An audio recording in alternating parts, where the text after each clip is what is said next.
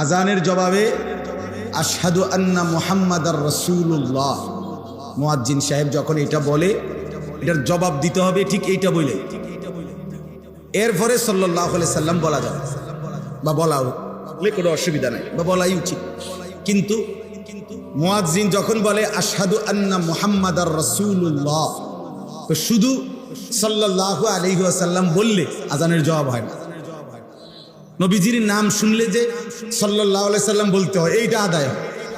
এইটা তো সবসময়ের হুকুম, ঠিক আছে, এটা আদায় হলো, কিন্তু আজানের জবাব হয় না।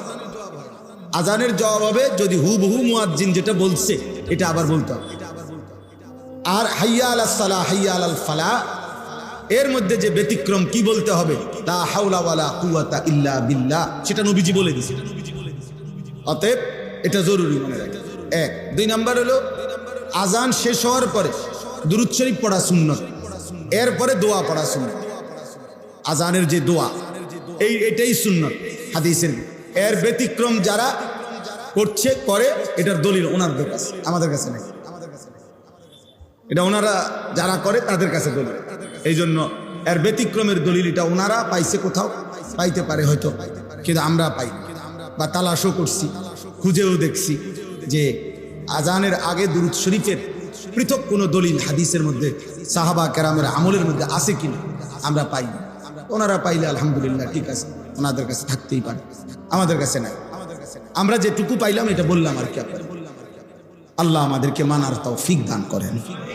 চলেন, তো বলতেছিলাম ওয়ামিনান নাসি মান ইয়াশতারি লাহওয়াল হাদিস লিয়ুদিল্লা আন সাবিলিল্লাহি বিগাইরি ইলমি। আল্লাহ বলে কিছু মানুষ আছে এমন যারা প্রতিনিয়ত অবান্তর, অসার, অপ্রয়োজনীয়, বেহুদা কথা সংগ্রহ করে। কেন? লিয়ুদিল্লা আন সাবিলিল্লাহ, মানুষকে আল্লাহর পথ থেকে পথভ্রষ্ট করার জন্য।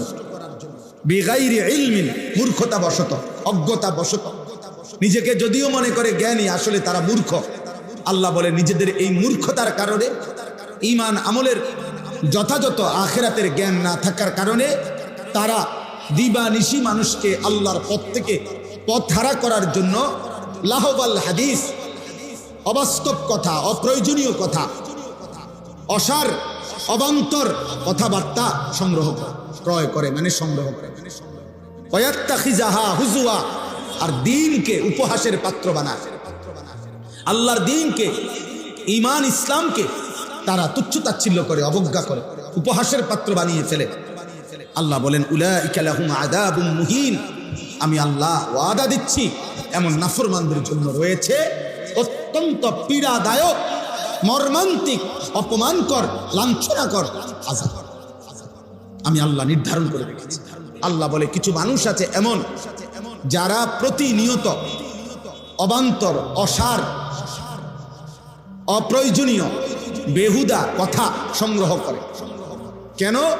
লিয়ুদিল্লা আন সাবিলিল্লাহ, মানুষকে আল্লাহর পথ থেকে পথভ্রষ্ট করার জন্য।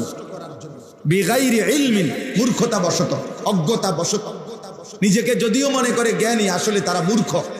আল্লাহ বলে নিজেদের এই মূর্খতার কারণে, ঈমান আমলের যথাযথ আখিরাতের জ্ঞান না থাকার কারণে তারা দিবানিশি মানুষকে আল্লাহর পথ থেকে পথহারা করার জন্য লাহওয়াল হাদিস, অবাস্তব কথা, অপ্রয়োজনীয় কথা, অসার, অবান্তর কথাবার্তা সংগ্রহ করে, ক্রয় করে, মানে সংগ্রহ করে।